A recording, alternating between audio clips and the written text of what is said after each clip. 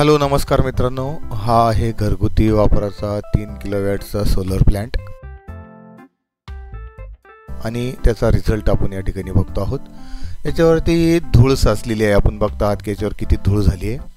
ही धूळ साफ करण्यासाठी मी माझ्याकडे एक छोटंसं कार वॉशर आहे, त्याचा मी वापर करतो। याचं थोडंसं प्रेशर कमी केलेलं आहे मी, त्याच्यामध्ये ॲडजस्टमेंट आहे प्रेशर कमी जास्त करण्याची। तसं याने तुम्ही बघू शकता की याच्यावरती किती धूळ झाली आहे। धूळ झाल्यामुळं याचं जनरेशन कमी झालं आहे। सुरुवातीला याने जवळपास 15.5-16 युनिटपर्यंत वीज तयार केली आणि 2 दिवसामध्ये 12.5-13 पर्यंत वीज कमी झाली होती। मध्यंतरी ढगाळ वातावरण देखील होतं आणि लाईनचा गॅप जास्त असल्या कारणानं देखील हा प्रॉब्लेम येत होता। तर मी या ठिकाणी आता थोडासा शॅम्पूच्या साहाय्याने वॉश करतोय। हा घरी वापरायचा शॅम्पू आहे आणि हा शॅम्पू मी या ठिकाणी प्रेशर देऊन, एक माझ्याकडे सनसिल्क शॅम्पू आहे आणि हा वाकबी बनवलेला आहे याच्यासाठी वॉशिंगसाठी स्पेशल।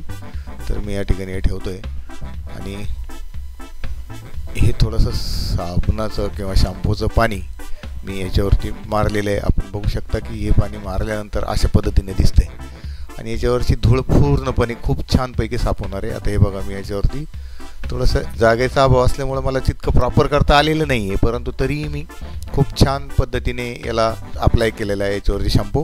आणि आता मी या ठिकाणी आपल्या वॉशरच्या सहाय्याने थोडंसं याचं प्रेशर रिलाईज करून थोडंसं याला मोकळं करून झालं पहिला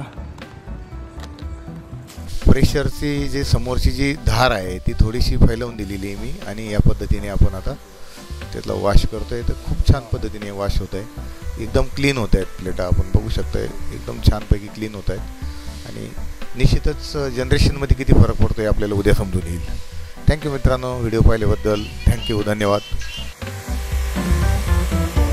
पलीकडची प्लेट बघा आणि ही प्लेट बघा, लक्ष देत आहे आपलं छान दोन्ही।